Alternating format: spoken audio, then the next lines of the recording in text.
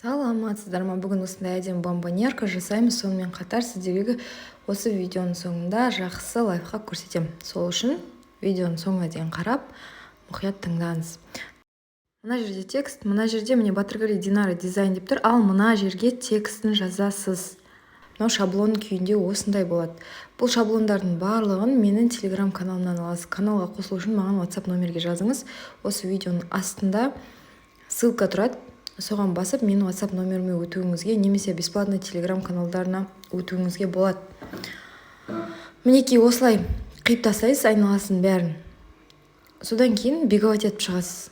Басы дугой, спицымен беговать етесіз. Крючокпен мен беговать етіп жатырмын, немесе жазбайтын ручкамен беговать етесіз. Ол осылай әдемі майысу үшін жасалынады. Бірден майысу үшін, иә. Менде бұл жерде фотобумага 200 грамм. Односторонний.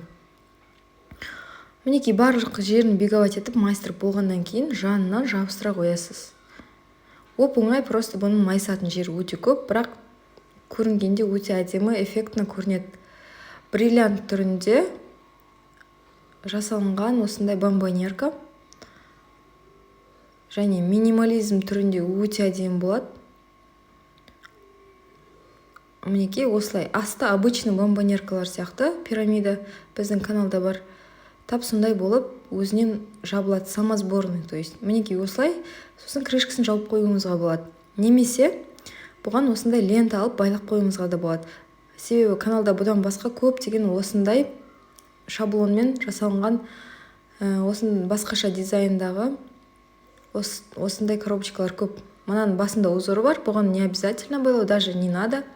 Ал басында узор жоқтарға байласаңыз болады.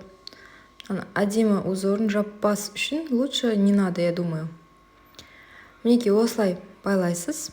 Мынаған бізде 55 сантиметр ұзындық лента кетті, 2,5 сантиметр ені. Осылай байлап болғаннан кейін, қазір сіздерге көрсетейін. Міне осылай байлағаннан кейін екі шетін